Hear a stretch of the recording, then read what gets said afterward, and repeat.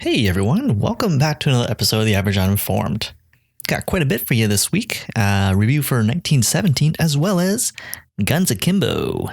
So grab a drink, sit back, and enjoy. Oh, one more thing. We recorded this a couple weeks ago, so the whole COVID-19 situation wasn't nearly as insane as it is now, so just a heads up. Cause, there's some jokes in there.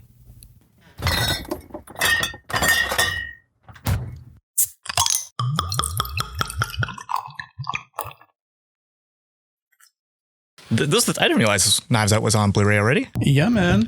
How do you feel about them doing Blu-ray boxes in black now? Well, it's 4K, so that's why it's black. Really? Yeah. Does that bother you? No, not so much. Interesting. It kind of does, but like there's enough of them now that it's fine. Mm-hmm. I hate it when like you get a movie and for whatever reason, I think Age of Ultron was they made it in red boxes instead of blue. Throwback to the HD DVDs. Yeah, sort of. But it was just because his eyes are red. We'll make it red or whatever. So every now and then I hated that. I think the Incredible Hulk one was green. Did you replace it? Did you just leave it green? I think I replaced it. Yeah, I can't. I mean, you and I are very particular about our Blu-rays. We like our shelves looking uniform. That's why after we moved out, I got a cabinet that hides all my Blu-rays, so I don't have to see that crap. That's kind of also why I got mine. I also got tired of people commenting on how many Blu-rays I had. Because a lot of times it was positive. Sometimes it would be like, wow, you have way too many. And I'm like, shut up. Yeah, well, you got too many words coming out of your mouth right now. I don't even have that many. Like I have, like, how big would you say that cupboard is right there? 3 feet tall, 2 feet wide, a foot. Something like that. Yeah. So I don't know how many Blu-rays that holds, but it's enough. It's more than what most people have. For sure. I don't question that. And because they're wrong.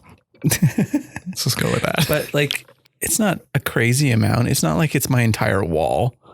And I mean, I've watched every one of my movies. I know people who collect movies who are just like, will buy a movie because they haven't seen it. And they're like, oh yeah, I'm going to watch this one. And you're like, well, why would you waste your money on that? You don't even know if it's good. You don't even know after you watch it if you're going to watch it again. It's like a permanent rental. Yeah. Just think about it that way. I don't know. For me, like if you're buying a Blu-ray, it's because you have a relationship with that movie where you're like, oh, I actually really enjoyed that. I would definitely gonna watch it again. Or occasionally, I used to do this, not so much anymore. It would be like, oh, this is a sequel to a movie I really, really liked. Yeah. So you should have all of them. Yeah. My problem is that like I find most of the movies that I do like to watch are now on a streaming service of some kind. Yeah, that's not going to last forever though. Yeah, probably not. But like Marvel movies, for example, I think I stopped buying them just before Age of Ultron came out because I was like, they're on Netflix. Most of them are on Netflix now. Well, now they're over to Disney Plus, but yeah, still. You know, it's weird. I let one of my friends borrow some of my movies about 4 weeks, 5 days, and three. No, it's not like 4 weeks ago or something like that. And the weird thing about my brain was, as soon as he left the house with them, I was like, I want to watch those movies. You're like the kid that wants that toy that the other kid was playing, but like was next to you the entire day. Yeah. You didn't touch until someone grabbed it. Oh, absolutely. And I'm sure the moment he returns them, I'm not going to watch them. Good. Yeah. Just because he had them though. Now I can't have them. And they're mine. They should be mine. They are yours. They are mine. I want them back. Here's a question for you. Okay. How long are you allowed to wait before you can ask for your stuff back? Oh, that's tough. Because I never lend people my stuff. So that's. I don't often do it either. And I think this is the reason why. Well, I remember, I think I only borrowed one movie from you before we moved in together. And you wrote my name down on your phone and the date. Yeah. I was like, oh, okay. Guess I should return this back soon. Not soon, but it's because, again, movies are one of those things where I have a lot of them. So I'm not just going to be able to look at the shelf and be like, hey, wait, what's missing there? You know what I mean? Like when you see the post-it note, you go like, oh, yeah, Victor has that. I should probably remind him to bring that back. Yeah, I'd say a month is long enough. Okay. When can I start breaking their kneecaps? 31 days. 31 days? Yeah. Okay. Let's do 32. Let's be generous. 32. Okay.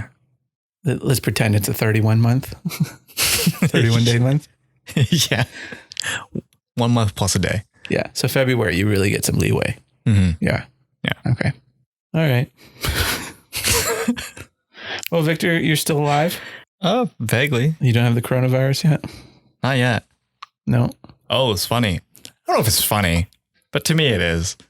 Two of my friends take this once. They take transit to this one station, and apparently this one station in Toronto has been recorded to be a place where someone caught the coronavirus. I don't know how they figured that out.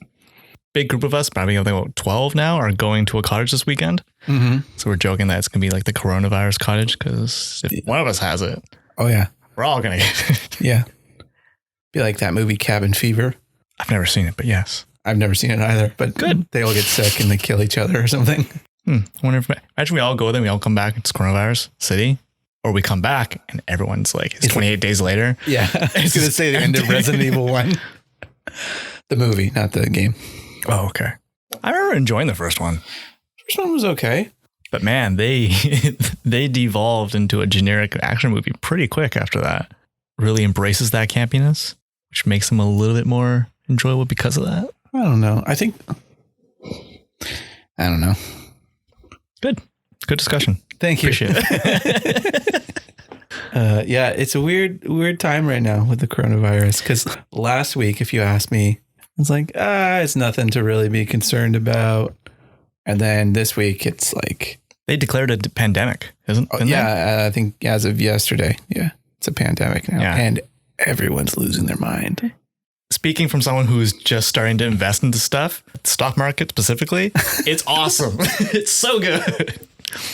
Airlines, cruises, and for some reason, a lot of tech companies are just like, well, I guess that covers everyone. Most companies have like dipped. Oh yeah, like the entire world is affected, which is kind of awesome if you're investing. Okay. Silver lining, Victor. Silver lining. You're gonna be like one of those guys. Like the world has flooded because the ice caps have melted. And you're going to be like one of the guys who is selling fresh water because you're a jerk, not just giving it to people. This is a Waterworld reference. Okay. I was like, I don't know how that applies here. You're going to be selling dirt to everybody. I don't know. I lost that reference somewhere. I don't think you had me. I'm saying you're a pirate and you just like benefiting from other people's suffering. I mean, I don't want people to suffer. Is that clear? I don't want people to suffer, but if they're suffering, I guess I'll take advantage of it. Write a comment if that was clear or not. I'd rather you didn't, but thank you. Yeah, it's gone kind of bananas out there. My little brother has 3 weeks off school right now. Yeah, they canceled school today. He is jazzed about it.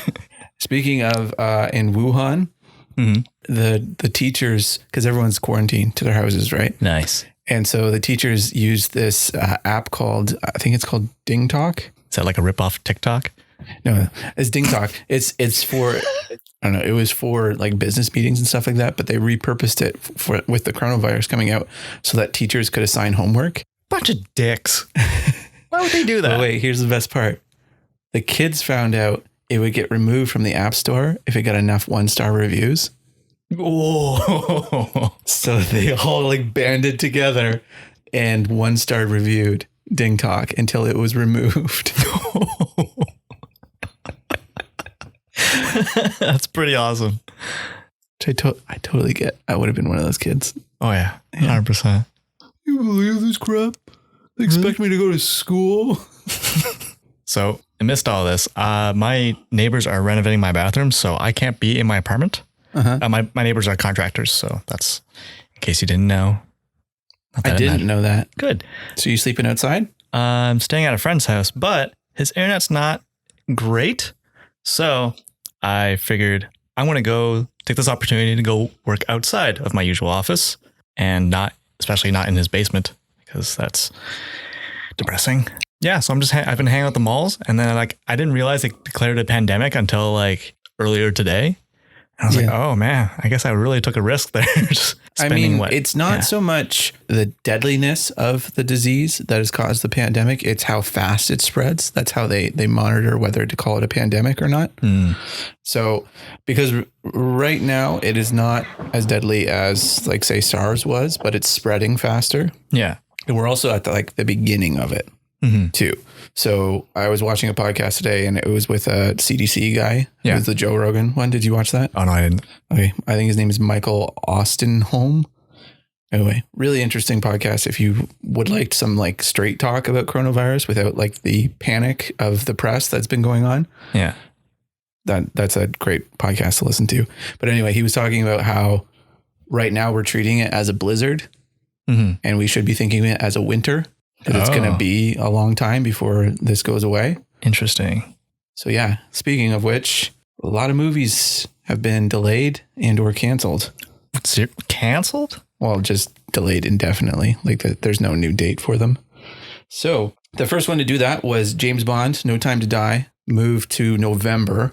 It was originally coming out at the end of April, I think. Now it's been moved to UK November 12th and North America November 25th. Fast 9 was delayed till next year. No. I think it's same time next year. Quiet Place 2 was delayed with no replacement date, which was supposed to come out like this weekend, I think. Oh yeah, I guess they did ramp that all the trailers and shit out. And then I just read before we started New Mutants and Mulan and was some movie called Antlers. I don't know what that was, but delayed indefinitely. There's no new release date for them. There's no way they're going to cancel it. No, they wouldn't cancel it, but like, yeah, they just don't know when it's coming out. And CinemaCon was canceled and WonderCon was canceled as well. Damn. Yeah. So I mean, obviously like the most important thing is like people being healthy and stuff like that, but I guess. We talk about movies, 9. So like that's the news for us. Actually, I was just looking at that while you're talking about that. I think last time I checked a couple of weeks ago, it was like 3 confirmed cases in Ontario. Yeah. There are now 59. Yeah, I know. Damn, that's crazy. I didn't realize. I guess that's why it's a pandemic. Yeah, it spreads quickly. That's why you need to wash your hands. My hands are bone dry from washing. And stop hoarding surgery masks. You don't need them. Oh, toilet paper. Oh, yeah, definitely. If you're quarantined, you're going to need to wipe your butts at least, 75 times a day. Jeez, this is so ridiculous. I know. Yeah, I saw a post today of like the Walmart in my town, the entire toilet paper aisle empty. Why? Like even paper towels. And I hope people aren't flushing paper towels. You're going to back up your toilet. But it's like why do you need that much toilet paper? It doesn't make any sense. It's kind of like bottle caps in Fallout. It's going to be the new currency when civilization falls apart. Can you spare a square?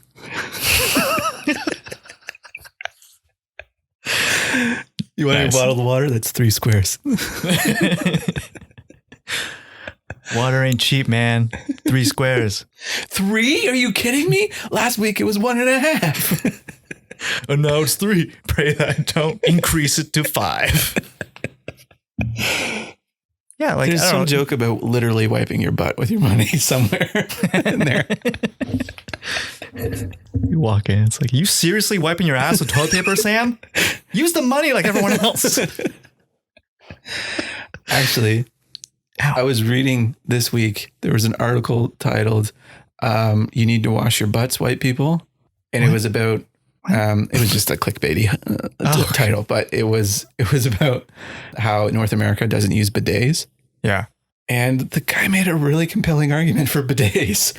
Like at the end of it, I was kind of like, yeah, I kind of want to get a bidet now. Oh, 100%. Who doesn't want like a warm jet of water shot up their butt? Yeah. Especially when you hit the bullseye on the first shot. It was just fun because like he was like, if you were to get poop on your hands, you wouldn't just wipe it off. You'd wash your hands. Yeah. He's like, you got it on your clothes. You wouldn't just wipe it off your clothes. You'd wash your clothes. It's like, so why do you just wipe your butt and then walk around with it all day? Dang, I need to wash my butt. No, I remember like going to like Italy and Japan and they have them everywhere. And every time it's just like, why don't we have this at home? Yeah. Apparently you can buy like a hand bidet. Because I think Sponge? Sure. It's a syringe, isn't it? No, I think it's a shower head that connects to your sink or something like that. Mm. Or maybe it's just to your toilet. I don't know. You can get one that just replaces your toilet seat. Ooh. Oh, in Japan, they have toilet seats that are warmed. Heated. Yeah. That is I don't so know good. if I like that. I kind of like a cold seat. What is wrong with you? Okay, have you ever like gone into like a public washroom and sat down and it's warm and you're like, oh, someone was just sitting here? Yes, but I've also gone to one of those like bathrooms or washrooms when you go camping and it's like freezing at 4 a.m. in the morning. It's delightful. You get goosebumps. Really wakes you up. You finish your business and you can't wait to get back into your warm sleeping bag. Yeah. It really like makes the whole excursion. You want to get it over with as soon as possible, right? Because like when you're camping, right, you're usually pooping on a giant pile of other people's poop, right? So there's that. And then like there's the cold seat. So you're just like, yeah, I want to get out of here. I feel so, where's the bidet? I need a bidet. I feel so dirty right now.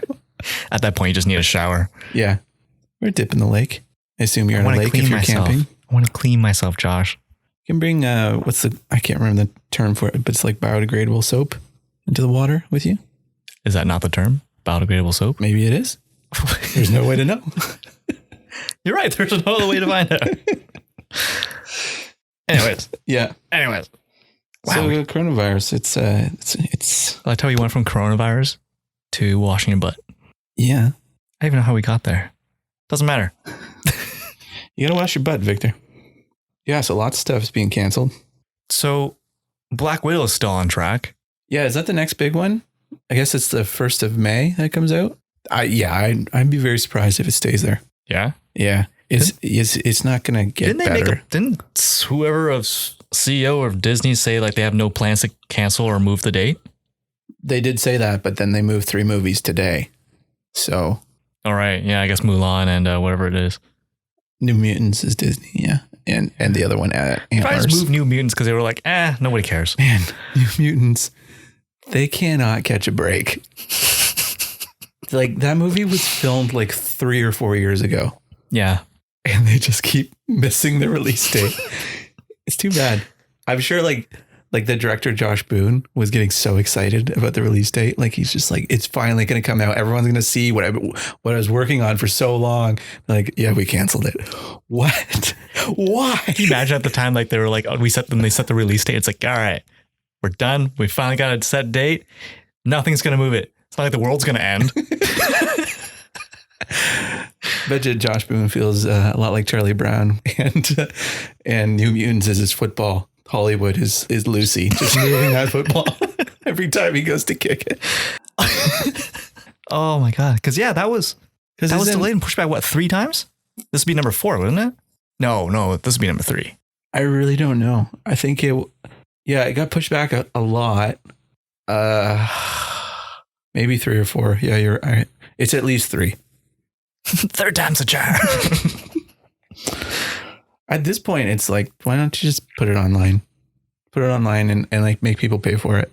Yeah, I would pay for it right now. Actually, like honestly, with all these movies that they're delaying, like there's nothing else going to be in theaters. At some point, they're going to close the theaters.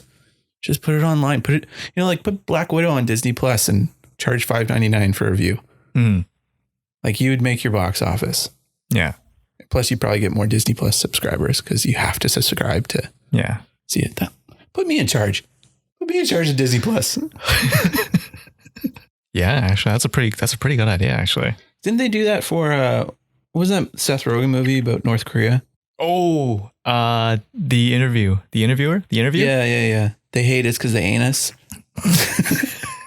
Yeah. Well, where did they put that on? Was it on right Netflix? I want to say it was Yahoo. No. Remember when Yahoo had a streaming service?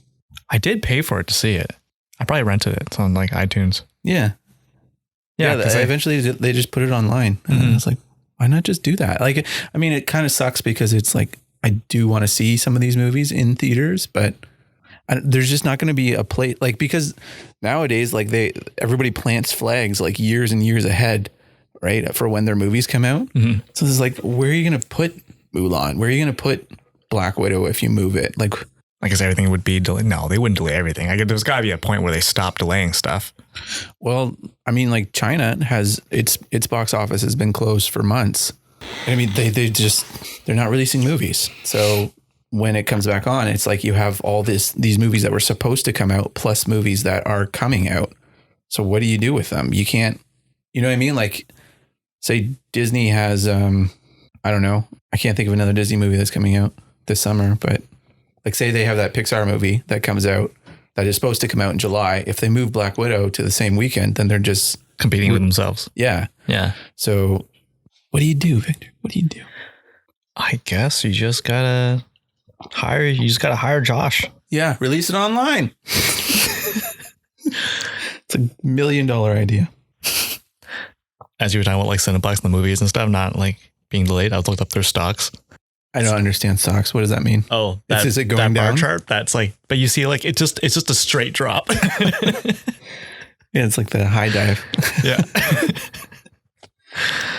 Oh boy, crazy world we live in. Yeah, man. I guess it's end times. I We're in the end guess I game have now. been joking that we need a new plague.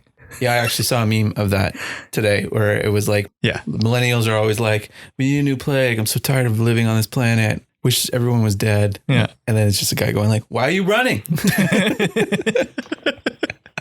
That's pretty good. I will say the memes are the silver lining of this coronavirus.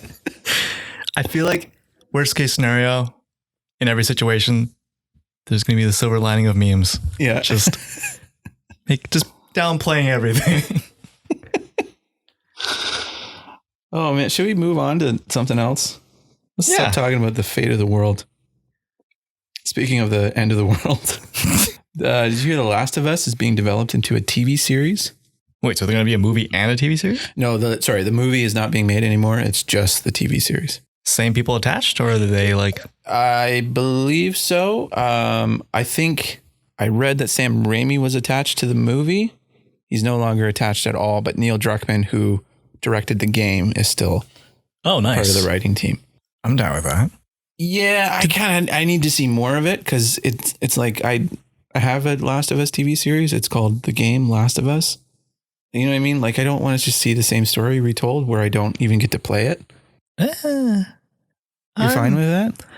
I don't know. Just like coming from like, I don't know, I would have agreed with you, but like after reading The Witcher, watching The Witcher and playing The Witcher, I'm okay having all three. You mention The Witcher every week now, by the way. Good. It's a freaking awesome show. I'm loving the book. I don't know. Like I'm curious if it's done well. I don't mind it. Yeah. Because I like that world enough. If they start off just to bring people in by like doing something similar to the game and then branching off for like the second season. Because that's kind of how it is with Castlevania right now. Like season 3 just came out of nowhere on Netflix. I don't remember seeing any advertising for it. Right.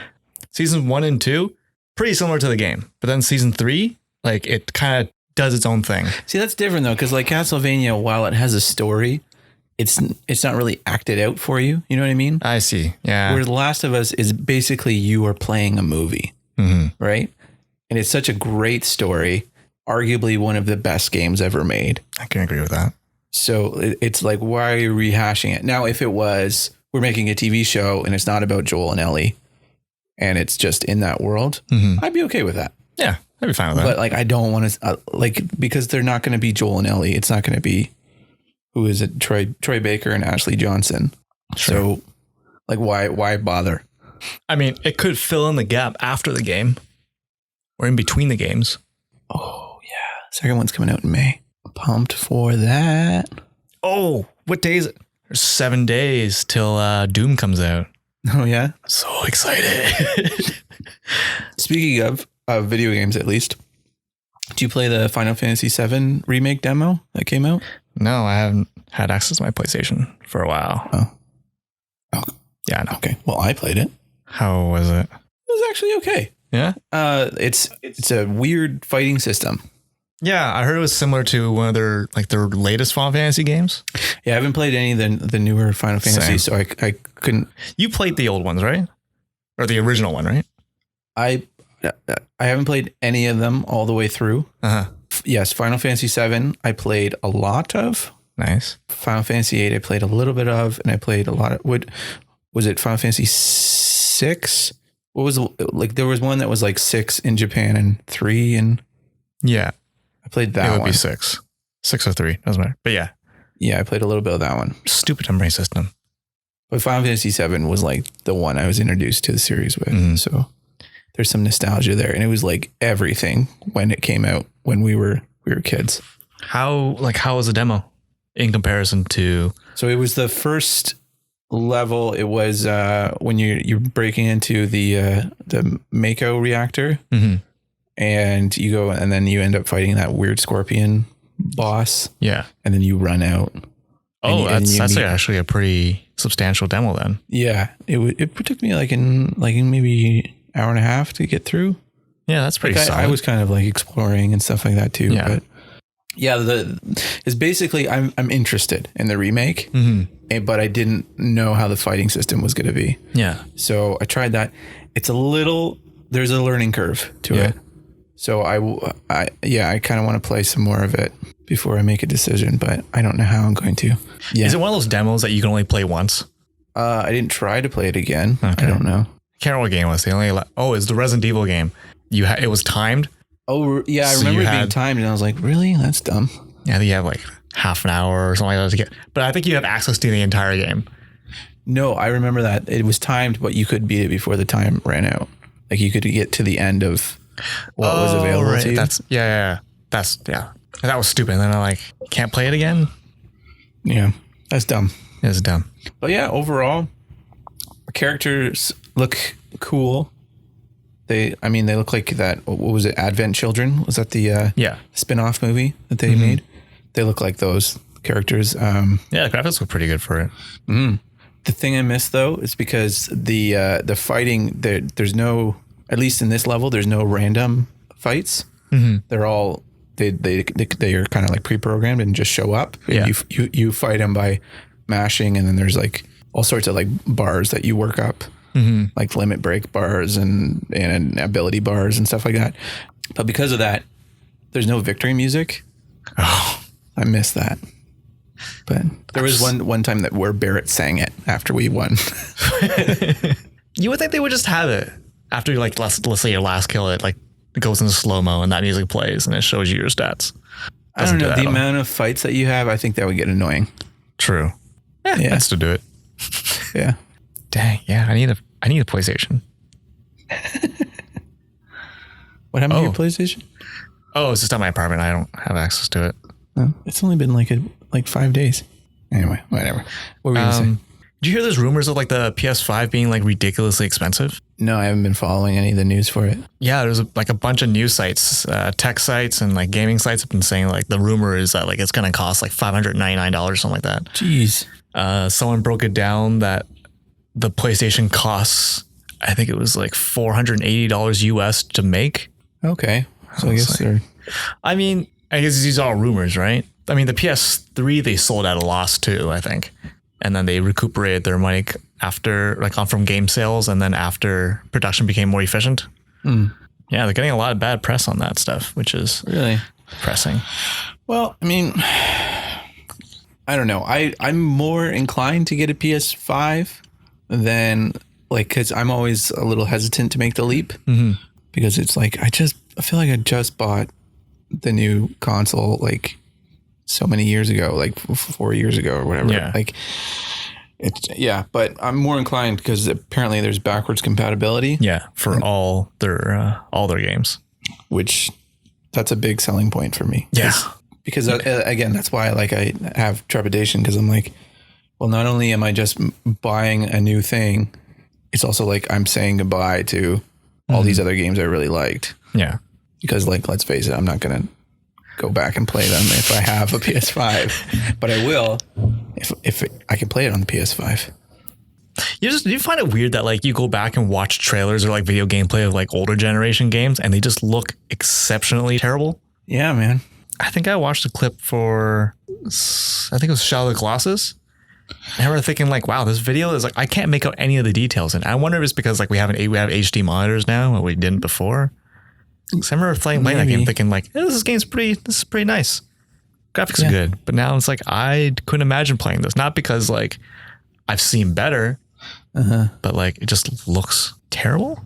Like it's all fuzzy. Well, I mean, back then we weren't playing them on giant, 52 and a half inch screens, right?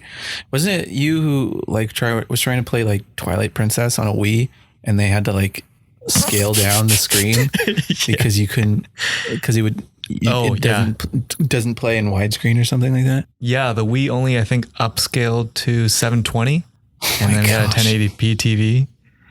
Talk about being behind the times. It's a depressing time. Anyways, yeah. Did you see the Batmobile was revealed? No, actually I haven't. You didn't see the Batmobile? Oh, you know what's weird? The benefit of working outside of my home. Yeah. I am super productive all the time because my internet connection is so bad. There's no time for me to like go on YouTube and just I thought you said productive. Yeah, productive. So I had to see this. Oh wait, is this it? The brown picture of Batman standing in front of a stoplight? Yeah. That's a car. Right? That's a car. Hey, Batman's got ears. Actually, I kind of like that cowl. I wasn't sold on it before, but I like it. But yeah, I don't know. That's a cool looking Batmobile, I guess. Like it really does look like it was, Bruce's Charger or whatever, and he just has been tinkering with it in the Batcave. Yeah, it looks like he added a bunch of like plating to it. I'm curious what that panel is on the front. It's probably a subtle bat symbol. He puts the signal up himself. Isn't that how he always has done it? Or like, no, that was Gordon that would do it, wouldn't it? Oh, yeah. Gordon would turn it on. I thought you meant like the initial install. Oh, it was always him. It started off as a spray paint on the light. Well, in Batman Begins, it was, he tied Falcone to the spotlight, right? And he made a bat out of his coat. Okay, don't move. This isn't going to work if you move. Give you $100 to just sit still. Yeah, you know what? I really like it. It looks really cool. Yeah. I wouldn't want that to be like his final Batmobile. No, I think like everything that we've seen so far, I get the impression that this is very much like an origin of where he's getting everything. Isn't it? What didn't they rumor say like it was like a basically year 2? Yeah. Yeah. So it's not his final one, but this isn't even my final form, man. Relax. So that's weird. This is weird because it really does sound like it's like, yes, it's year 2, but because if it's set on modern day, I guess it's not connected to the Justice League at all. Well, it wouldn't be anyway, right? Because Gordon is now a completely different race. No, that happens. That happens? Yeah. I guess, yeah, Michael Jackson, right? Yeah, exactly. Or that wasn't a skin disease. Or damn it, who else has done that? Robert Downey Jr. Tropic Thunder. Okay. You can do that now, Josh. We have the technology. So I looked up the Batmobile on Google. Yeah. And right underneath the one we were looking for. Don't say Google. We're sponsored by Ask Jeeves. Is that even a site anymore? No. It is the Batman Forever Batmobile. I forgot how awesome and campy that looked. Is that the one with the blue turbine in the hood? No, it's got the one with the giant fin on the back. Oh, I loved that one. It's so dumb. Wait, Batman and Robin or Batman Forever? That one says Batman Forever on it. Yeah, that was my favorite one. That had the inexplicable warp core engine in the front. Honestly, I think mine is still for the Tim Burton Batmobile. Yeah? I think so. Yeah, that has some class to it, right? It's got guns, man. Oh yeah, it's got guns on it. What the hell? Yeah, that Batman kills. Yeah, I forgot. That's okay. So that's the thing that people always throw in the face when you make the argument about Zack Snyder's Batman killing. Mm-hmm. Is they go, well, Keaton killed. And it's just like back then, everyone was just so happy we had a Batman. It was like, yeah, he kills, but look, it's Batman. What was that? So in the center of that Tim Burton Batmobile, the front, what was that weird ball that came out of it? He did drop a grenade once. That was a grenade? Yeah. So maybe not in I think it was out of one of the tires, maybe, or I can't think of any words tonight. What is it? What Hubcap. Thank you. Oh, okay. I wasn't sure what you were I just describing. thanked myself, by the way, for thinking of it. Bulking of the hubcap. Interesting. Yeah, and in Batman Returns, I'm pretty sure he takes a stick of dynamite and stuffs it down the strong guy's pants and then throws him into a sewer, right? He died. He was off screen when it blew up, so Yeah. he didn't really die. He's just sleeping. Oh, I take that back. The Batmobile from the animated series. It's like a little long rectangle that's going really fast and it leaves streaks. Yeah, I know. Anyways, yeah, I am excited for that Batmobile. I'm Cool. curious to see where it's going. Yeah. Probably to the Batcave. Last thing that we can talk about before we move on. There was another Black Widow trailer this week. Did you watch it? I am so excited for this movie. So excited for it to be released on the release date that they announced and not delayed. You mean pay-per-view on Disney Plus? Listen, Josh, I know it's a great idea, but they don't have you because they're not smart. Yeah. So they're going to do something stupid like delay it. Yeah. You don't have to look at it anymore. Okay, Victor. So Black Widow had a trailer this week. What did you think? It's pretty freaking awesome. I wasn't going to watch it. I forced you. Yes. Yeah. Yeah, Taskmaster's awesome. He actually kind of looks terrifying. Yeah. Like, he hasn't said anything so far in the trailers. There's no lines for him. I hope he doesn't talk throughout the entire movie. I hope he's just like a Terminator. Yeah. I want the same dread that you get when you watch Terminator 1 or Terminator 2. Like when they show up, you're just like, oh no. Like here he came. Oh, shoot. That's kind of the feel you get from watching him in the trailers. Mm-hmm. But like, yeah, you see, he's got some pretty cool shots actually. I don't know, I'm trying to think back of because like there's scenes of him using like his shield, kind of like Cap does. It's got the claws like Black Panther, which is kind of weird to see anyone else do that. But Yeah, it works. It's Yeah. Taskmaster. It makes sense. He can do anything he sees. it's kind of cool though because like you see anyone else do those things and like I don't know, whatever. But like I think because it feels like they shot him doing those moves the same way they shot like Cap throwing a shield or like Hawkeye shooting his bow and arrow. And I think that really helps sell it. Do you think they got the same stuntmen? So that they're just like, you need to throw this exactly like how Chris Evans throws it. I mean, he's got a mask on. They could be like 5 different people under that. Honestly, they could probably even just like for that Black Panther flip, that was CGI. Just take the same animation and plug it into a different body. I mean, that probably is not how it works. That's exactly how it works. But you could reference it. You could go frame by frame. Yeah, that'd be cool. Yeah. It looks really good. I wasn't sold on the mask, but I'm kind of glad that you don't really see like his eyes. Well, if there's some few close-ups in the trailer and people are wondering because he has it looks like a camera in the middle of his forehead. And so the goggles look like they might be a heads-up display. People are wondering if that's how they're going to do his powers in the movie instead of him just being able to do it like physically. Like it's like somehow he records it in his visor and that helps him to do the thing. It doesn't make sense because like he's not wearing a super suit. He's wearing just like tactical armor. Yeah. Right. Well, like there's a shot in the trailer where he's in front of a giant screen watching Iron Black Man Widow. 2. Yeah. Oh yeah, actually that's like, yeah. Cause where's that camera? In the Hammer Industries, It They rotated have- with her kick. they have the best shots. No, they do that in their trailers, but like Civil War, I remember they had shots from the movies. Like, you know, that scene where General Ross comes in and he's just like, here's all the places you've messed up. And they're just showing shots from the other movies. But in the actual Civil War movie, like there are actually new rendered shots of like new angles and stuff like that. That actually looks like that. So maybe that's will happen there. It'd be funny. They didn't replace it, but it's just scenes from the Iron Man 2. But it's after that kick, you know, when she goes into that superhero landing pose.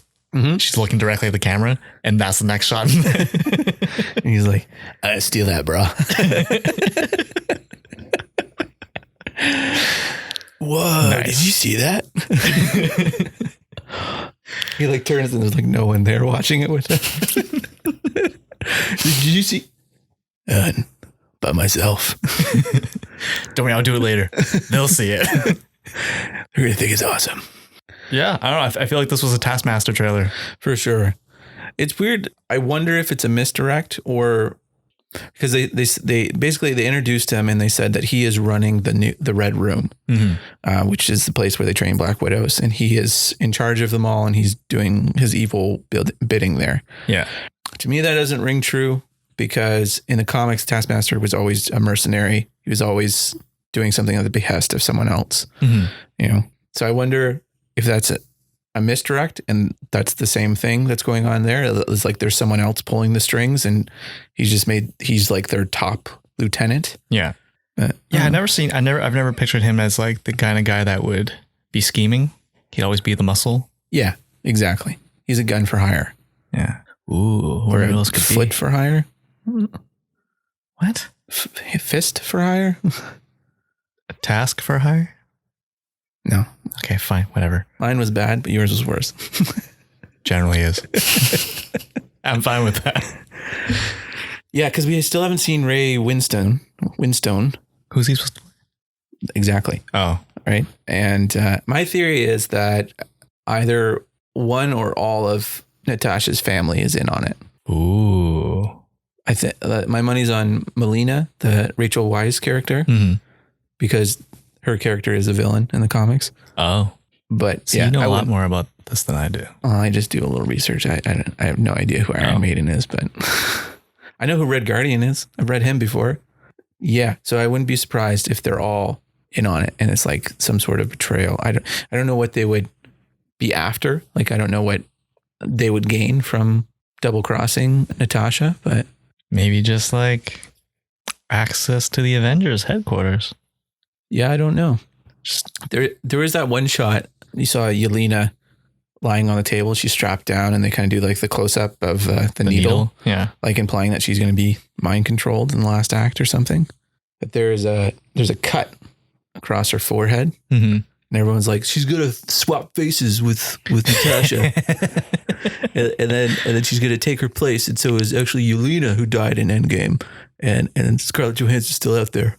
How does that make sense? It's the dumbest thing ever, and it completely ruins everything that happens to Natasha in Endgame and Infinity War. It's like that's why she's wearing that vest in Infinity War. Yeah, that's why she's risking her life for people who she's playing. Yeah, doesn't make any sense at all. But I want to take his face off. Imagine this movie just turning into a Face Off too. I would love that. I could eat a pizza for hours. That's the only other line I can remember from Face Off. What a terrible, great movie. Yeah. I think... Sorry, terrible movie? I think it's coming. I think we're going to do a Face Off episode soon. I'm excited. That's the second episode in a row that we reference Face Off. It's going to happen soon, I think. Do you want to hear us do Face Off? Comment in the comment section below. Do it. Or don't do it. Speaking of wars, should we jump into our topic of the week? Sure. Yeah. Anything else to say about Black Widow? What? No. You didn't like my fake segue? Now I'm just picturing someone like a riding Segway, but it's fake. That's like some off-brand from China. But it's not even a Segway. It's like a cardboard cutout. And you're just like, what, you don't like my fake Segway? Shut up, Josh. It's a terrible joke. I thought it was funny. I know. But yeah, we saw two movies. Two movies. How crazy is that? Whoa, we've got so much extra time that we just saw two. Yeah. So I guess the first one we're going to talk about is 1917. Was the best picture favorite for a long time, and then Parasite came in, stole it right out from under them. I don't know. I still think I would give 1917 the win. It was kind of a good movie. I love this movie. I mentioned this to a friend, and they haven't seen it yet. So I was pretty close to going to see it again. Oh yeah, yeah. And I don't do that. I don't like paying for the same movie twice in theaters. I see. So that's how much I enjoyed it. Yeah, it was really good. So this was basically the plot of the movie is two young soldiers in World War I are given a task that there is a attack about to happen in the morning. Some British troops are going to attack the Germans, but the Germans know it's coming. It's a trap. And so they have about 12 hours, maybe closer to 24, I think, because I think it starts in the morning. Yeah. They have roughly 24 hours to get to where they need to go and have the attack called off. Yeah. And the one guy, his brother, is going to be leading some of like a battalion in the fight. So he has like an extra incentive to get there on time. Mm-hmm. And it's made to look like it's all in one shot. Yeah. And yeah, it's pretty fantastic. Let's talk about the one camera shot thing. Like, it's hard because like we've gone to the point where you just kind of instinctively understand film language. Mm-hmm. And so when there's a shot that's going on for a long time, the tension kind of rises because you're just like something like as this gets longer and longer, you're expecting something to suddenly cut the shot. Yeah. Like something's going to jump out or something's going to happen. And so the shot never ends. And so there's lots of times where you're just like, something is about to happen and nothing happens. Yeah. Cause like in most movies, like if a scene lingers that long, you know, it's setting up for something. And in this case, it's the credits. Yeah, that's right. Yeah. It just kind of speaks to like the relentlessness of war as well. Like there's never really a downtime. Mm-hmm. And, yeah, it's kind of nuts. Like they both go, was it 8 miles they have to go? Something like that. I think they said it would take about 8 hours to travel. So they didn't need the 24, but they end up, it's down to the last second by the end of it. Mm-hmm. I think the first part of it, their camp is holding a position just outside no man's land. Right. Which is that one cool scene from Wonder Woman. It's in all the trailers. But yeah, it's pretty gruesome because like they cross at the beginning of the movie and there's just like bodies from both sides just scattered everywhere. Yeah, we were sitting in a pretty empty theater, but there was a woman sitting in front of us. I forgot about her. Who just, how do I say this? She just overreacted to everything. And very vocal about it. Yes, she was very loud. Yeah. Not so much that I was about to lean down and be like, hey, would you mind shutting up? I was really close to doing that. I was really upset.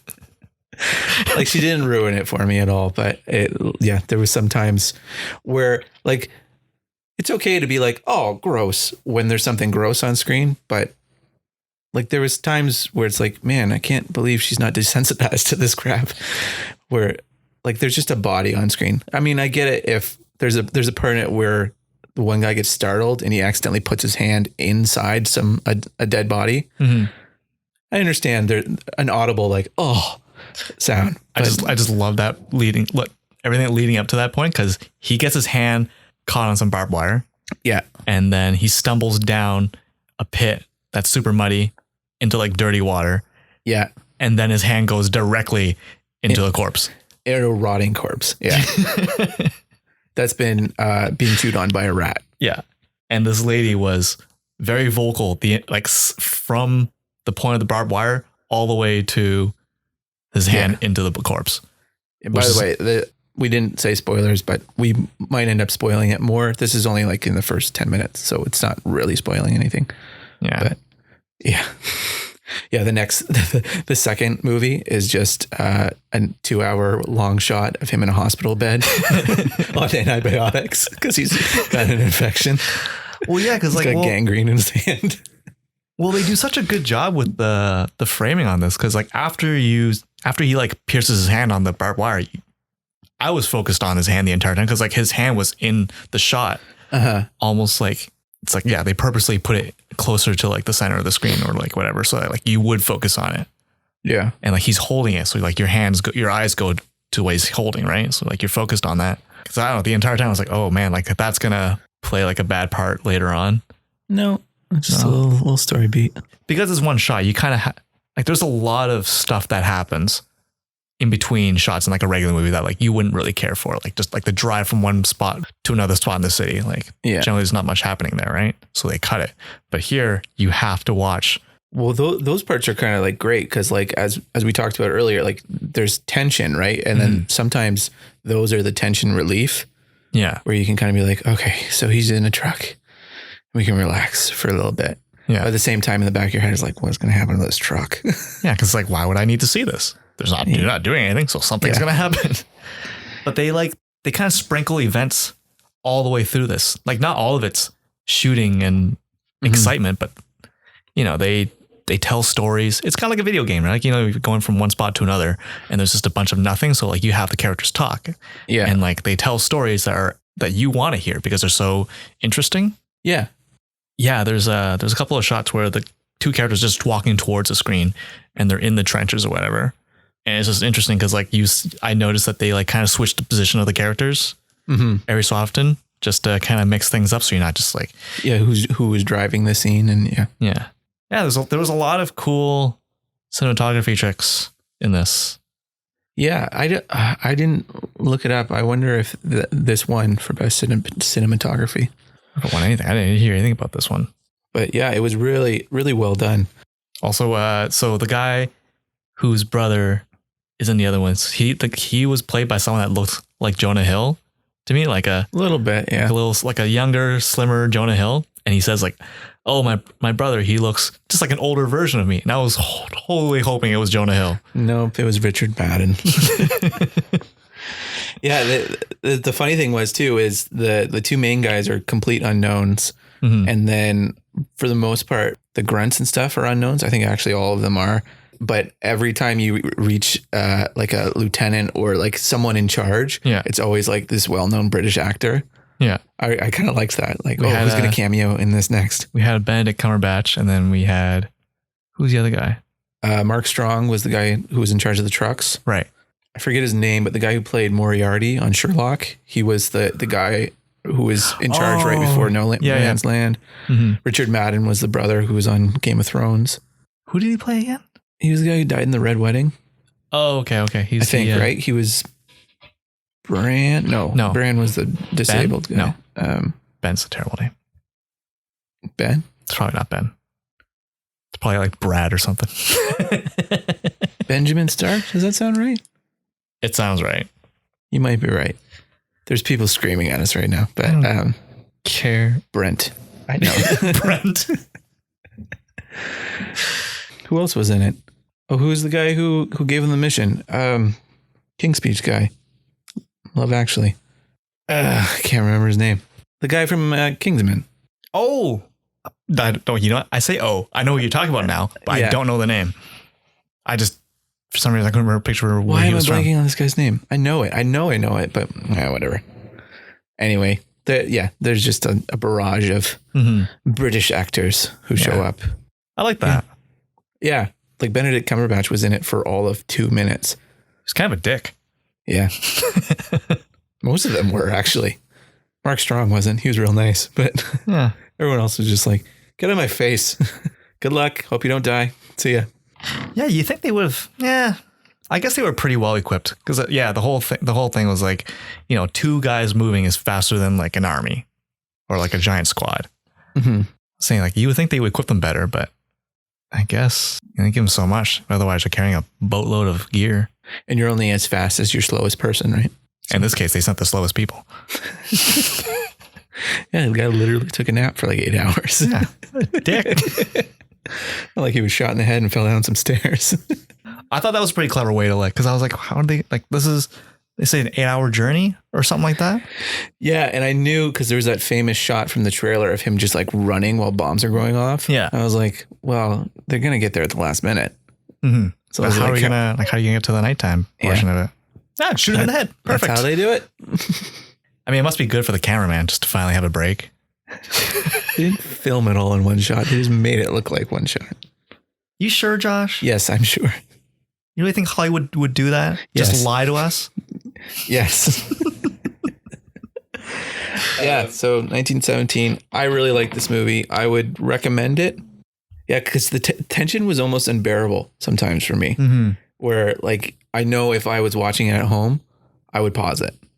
Really? Yeah. Not even just to like get up and like, oh, I can't take it. It would just be like, I think I want water. Like, you know, just interesting. That would just be like a little tension break. Interesting. Yeah. By the way, the score in this movie, so great. Yeah. Like, I was almost in tears where they're like doing something and the score just kind of takes over and you're just like, yes! Like, run, British man, run. But yeah, I don't know. I think, yeah, they do a pretty good job of just kind of like keeping the tension on this movie. But like, it got to the point where I was kind of predicting when stuff would happen. It's been a while since something happened. Something's going to happen. Mhm. Yeah. They almost do it systematically, it feels like. Like you have 10 minutes of quiet time, then you have 10 minutes of action, 10 minutes of quiet time. That's what it felt, very evenly dispersed. Mm-hmm. But I don't know. Regardless, I would definitely recommend this movie. I even talk about it right now. Like I would, if you had it right now, I would turn it on. Yeah. Yeah. I don't. So, Well, that's why I don't come over often.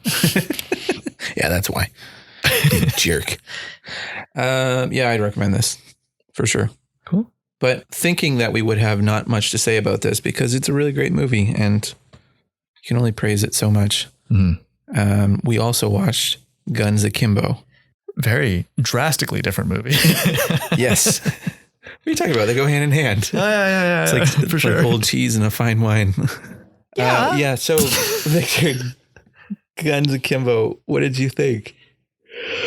Wait, before you do that, let's like, I don't think this is a widely known movie, so I guess I'll just break down what happens in it real quick, and then, then you can tell me what you think. Well, if you've seen that meme of Daniel Radcliffe in an alleyway with bear slippers and two guns in a bathrobe, no pants, this is the movie it came from. Yeah. Okay, moving on. Basically, it's Daniel Radcliffe gets guns bolted to his hand and told he has to kill someone in 24 hours or he gets killed. Yeah. This is a guy who runs a reality TV show where they pit people against each other. Yes. It's a fight to the death. Yes. But before we do that, what did you think, Victor? I think I love this movie. Really? Yeah. The more I think about it, the more I didn't like it. Nice. Yeah. Should we just get in the spoilers? Yeah, sure. Let's do it. Oh, wait. Would you, because I didn't know very much about this movie. Uh-huh. Would you say this is a movie better off watching without watching a bunch of trailers for it? Did you see the trailers for it? I saw a trailer for it. Yeah. And I don't know. I feel like this movie was fun not knowing what's going to happen. Okay. Well, my biggest problem with this movie is it kind of sets out to be like this unique, bold movie you've never seen before. And then it just kind of plays everything by the numbers. And so that's why I ended up not liking it, because I found it very predictable. Gotcha. And it didn't really do anything new. Like the newest thing was the concept of like, he's got guns bolted to his hands, and they played a lot with it in the beginning and I really enjoyed that. Mm-hmm. But then it just kind of became like a by the numbers action movie after that. You did. It was really funny. I'm glad they didn't keep playing on that, because I don't know. You can only do a joke for so long. Yeah. I'm glad they still kept up with it, because every time he shot the gun, it hurt his hand. Yeah. So I liked that was still a thing. I liked that he was a terrible shot throughout the entire movie. For one action scene, he was really good. And then at the end, he was a terrible shot again. Mm-hmm. Oh, yeah, I guess he was pretty good. Yeah, his guns only have like 50 bullets in each. So you got 100 bullets. Yeah. It's actually quite a bit, actually. Sorry, I didn't even think about that. I was trying to count bullets, but like I was kind of working at the same time. But I'm glad they kept count for you. Yeah, but it's like, are those did I see all 100 bullets get shot on screen? You know what I mean? That was my thinking of like counting bullets. Anyways, but yeah, let's get into the spoilers. Okay. So yeah, it starts off, Daniel Radcliffe is the star of this movie. And really, honestly, I would have not watched this movie if he wasn't in it.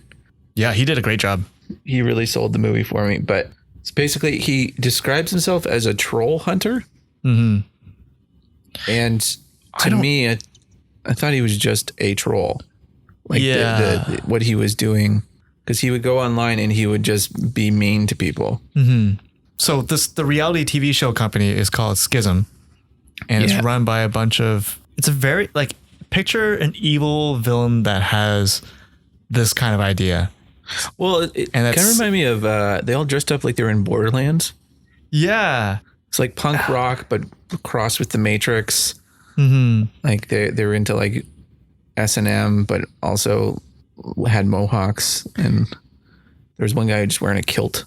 It's like Matrix and Cyberpunk. Yeah. Which is the Matrix, yeah. God, damn it. You know what I mean? Less leather, but yeah. Yeah. Yeah, I don't know. Like when I saw them, I was like, there's no way these guys could run a freaking company. But yeah, I don't know. I kind of like that they played into that. There were a bunch of like things at the beginning of this movie where they like played off on like video game stuff. Like he bumped into a guy on the streets and he lost a bunch of rings, kind of like Sonic does. Yeah. There's a bunch of like video game references in his apartment. So here's like a nerdy thing, but I hate it in movies when you go into like the nerd's apartment and there's all the toys that are on the shelves. Yeah. And they have like nothing to do with each other. I mean, because like he had like a Terminator and it was right beside this weird Japanese anime monster thing that like the cute like Totoro type monster. Mm-hmm. And it's just like, what is, I can't like. There's no relation here. I can't grasp what he's into. You know what I mean? Yeah. Like he's kind of just into everything. It's a nerdy nitpick, I know, and it's just because I recognize like what the things are in his apartment. But it's funny because he describes himself as a troll hunter, but like it just sounds like that kind of irks me too, because it's like he's just a troll. Like he's trolling people that are like stupid or annoying. Yeah, but like you're still a troll. You're just a troll. And so anyway, what sets this in motion is he somehow ends up on Schism's website, and he starts in the comment section. He starts trolling people, and he accidentally trolls the admin. Yeah. And so that guy's like, "Oh, you're dead." Yeah. And they post his IP, and then he freaks out. And then he just forgets about it.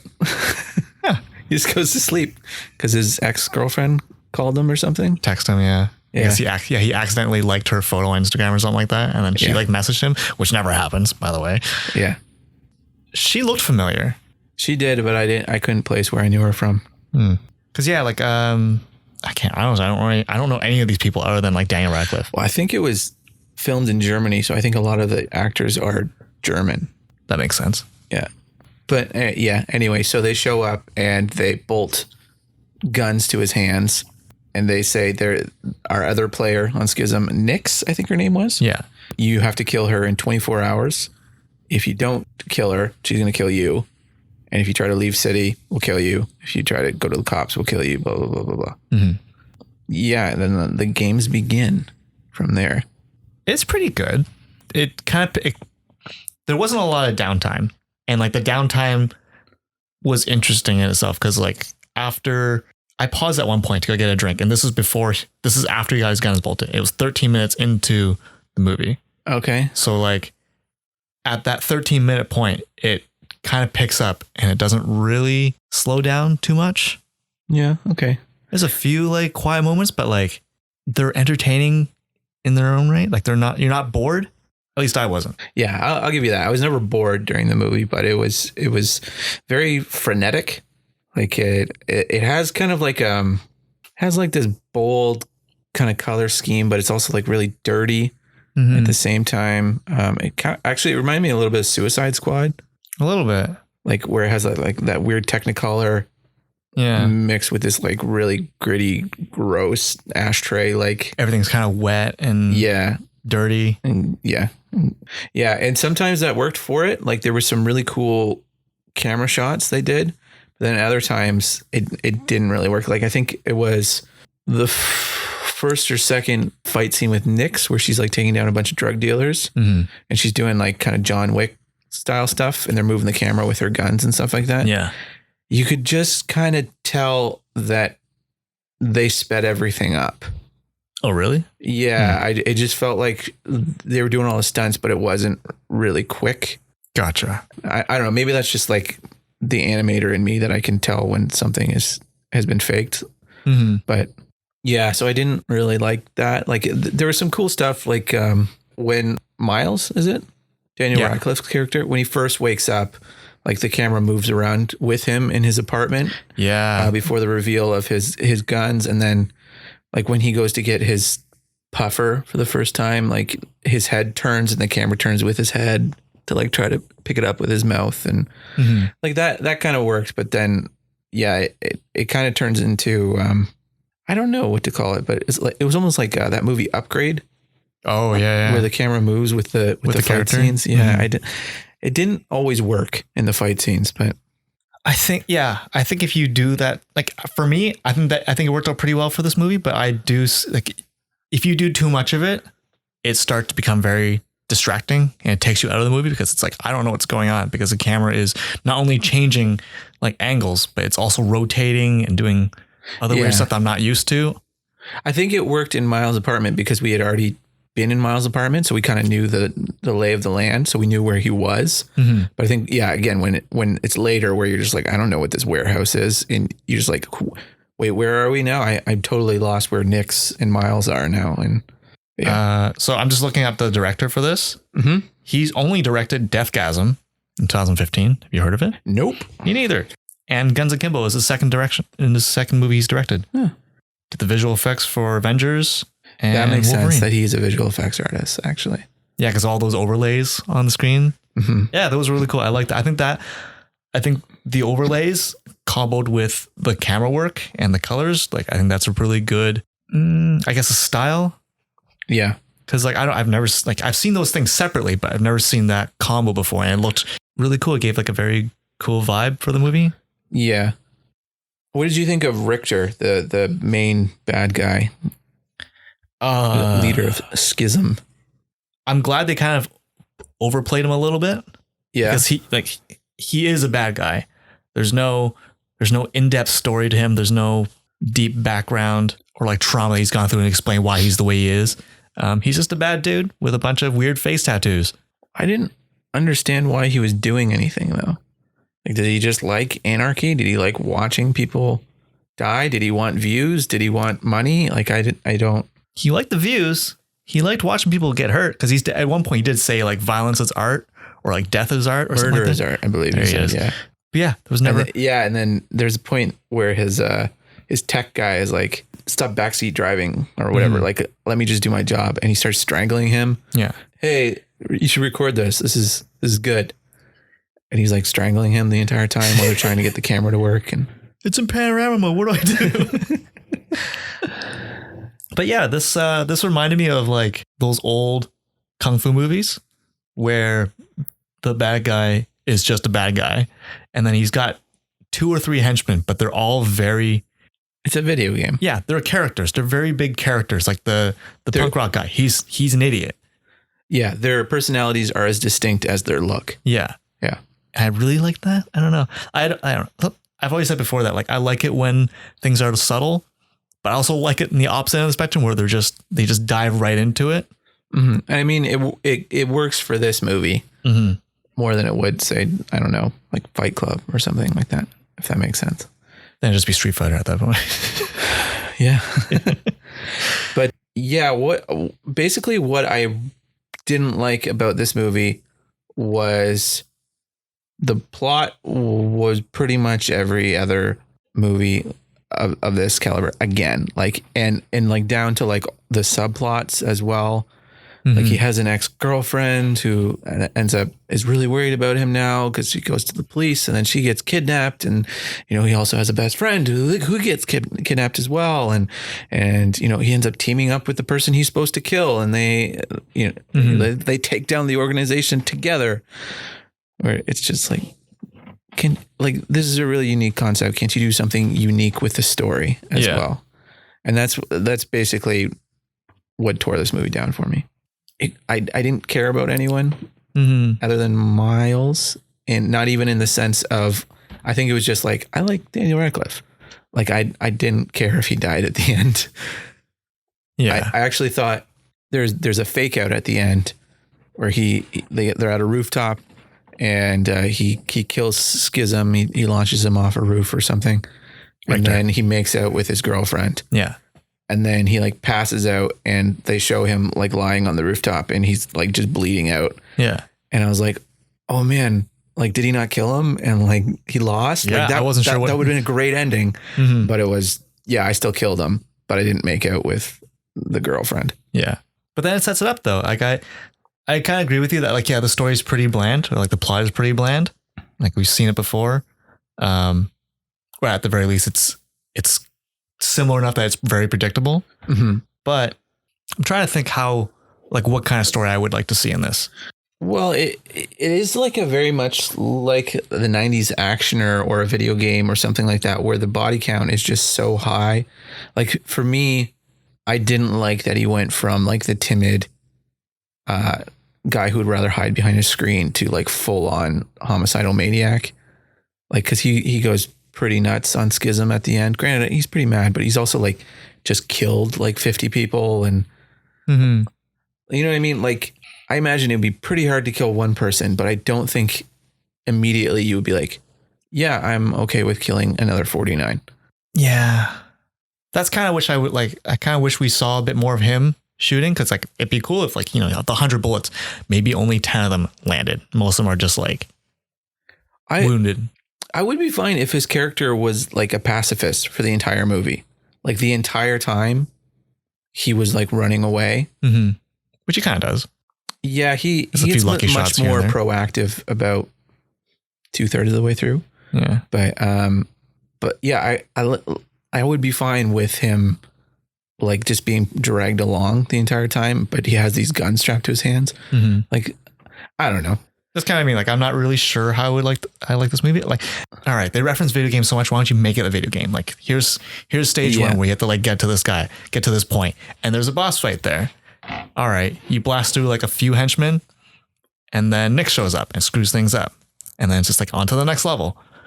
Yeah, but they do set up for a sequel where Schism is now like a worldwide thing. Make a prediction. They're not going to get that sequel. It's too bad because like I looked up reviews for it. IMDb and like Rotten Tomatoes give it like a 65% or something like that. Yeah. But like the user reviews are like 90% according to Google. 6 people. No. Yeah. Google users, 90% like this film. Oh, so it's not like a percentage system. It's just 90% of the people voted yes or no. Yeah. So it could very well be like, I liked it, but a little bit. Mm-hmm. That's a yes. Which is too bad because I really like this movie for what it is, and like if a sequel would be kind of cool because then they set the world up. It's kind of like John Wick. The first one is just his story, and then the second one sets up a bit more of the world. And then I'd be down with that. I don't know. I just think I know I'm just repeating myself, but like I've seen this story so many times. I wish they had, like even the way they set up the sequel was just, of course that's what happened. Like I would rather see an ending where he like tries to go back to his job, but he can't type anymore because his hands are so screwed up from having guns bolted to them or something like that. Yeah, his hands work fine after he gets them removed. The bolts. Yeah. Or him like trying to make it work with his girlfriend, but she's so traumatized from seeing him straight up murder a guy that she wants nothing to do with him or something. Like, I don't know. I think it was, they started the movie as like, this is very realistic. And then it kind of got more and more bonkers. And, but I don't know. I feel like, I don't know what I'm trying to say, but basically it didn't work, I guess. Like it didn't, like that tone shift didn't quite happen for me. You think it's like they were going one direction and then they were like halfway through and it's like, okay, well, this isn't really going where I wanted to. So maybe I should lean into this portion instead and then kind of like shift the gears a little bit, but not enough. Yeah, maybe. Or maybe it's just like, it's kind of, it makes sense to me that this is a second time director. Pretty good for a second time though. I mean, like, yeah, it's comparable or whatever. But I just mean like it has like, there's tonal shifts all the time throughout it that you're just like, okay, there's not like maybe he's a really good shooter or something like that, but he doesn't have the whole picture in his mind. You know what I mean? Yeah. So I think maybe it's that. I don't know. Yeah. I don't know what else to say about this movie. I didn't end up liking it. I liked it at the beginning, but it didn't win me over. Shame. It's a cool concept, but they flubbed it. I do like that Daniel Radcliffe has broken away from the whole Harry Potter thing. He's made some interesting choices. You think he just picks movies based on how wacky it is? I think he just does what he wants. Like he's done that from the start. Did you ever see Ricky Gervais' other show called Extras? Heard of it, never watched it. Okay. Well, in that show, Ricky Gervais is someone who would, his character would work as an extra on film sets. And so every episode he would meet like this giant star and he'd have awkward interactions with him. And so there was an episode that Daniel Radcliffe was on when he was still in the midst of Harry Potter. Yeah. He's probably like 14 or 15 or something like that. Oh, that sounds hilarious. And Daniel Radcliffe is hitting on Ricky Gervais' like 35-year-old friend the entire time. But like as a kid would, like, oh yeah, I've had sex loads of times. and like just pulls out an unwrapped condom from his pocket. He's just like, don't worry, I'm prepared if anything goes down. Like, oh, I kind of want to watch this now. Yeah, it's a great show. Anything else you want to say about this movie? Not really. Well, I don't think I'd recommend this one. Oh, that's too bad. Yeah. I really only watched this for Daniel Radcliffe. I thought it was going to be a cool concept. And he was really the only thing I liked about it. Shame.